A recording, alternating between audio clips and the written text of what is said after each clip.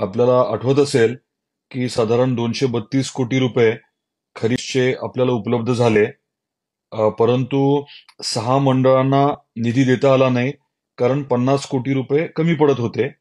हे पैसे राज्य सरकारकडनं घ्यायचे होते, कारण 110% जी काही रक्कम भरली गेली होती हप्त्याच्या स्वरूपात, त्यापेक्षा ही रक्कम अधिकची होती. तर हे 50 कोटी रुपये आपल्या धाराशिवचे आणि इतर जिल्ह्यातील राज्यातले सगळे मिळून 231 कोटी रुपये याच्यासाठी आपण पाठपुरावा करत होतो. याचा शासन निर्णय आत्ताच थोड्या वेळापूर्वी निर्गमित झालाय. रोज आपण पाठपुरावा करत होतो. 2 दिवसापूर्वी आपले आदरणीय उपमुख्यमंत्री अजित पवार साहेबांच्या स्वाक्षऱ्या झाल्या होत्या.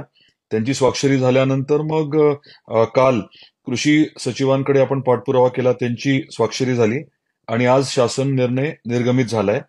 तर हे 50 कोटी रुपये आपल्या जिल्ह्याचे आणि पूर्ण राज्याचे म्हटलं तर 231 कोटी रुपये वितरित करण्याचा शासन निर्णय झालाय.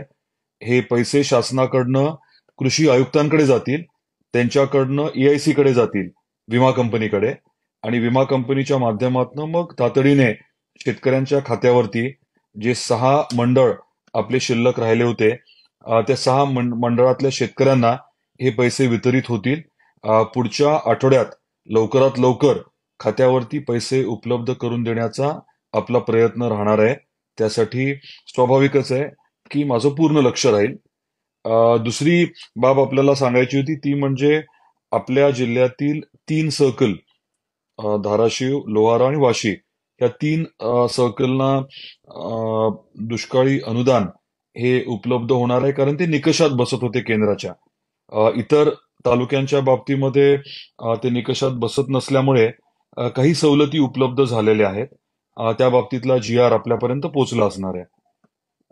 बाकी इतर जे काही आपले विम्याचे मुद्दे आहेत ते सध्या माननीय उच्च न्यायालयामध्ये 2 मॅटर्स चालू आहेत. अंदाजे 500 कोटी रुपये हे पुढच्या काही महिन्यामध्ये आपल्याला मिळवून देण्यासाठी आमचे नियोजनबद्ध प्रयत्न चालू आहेत.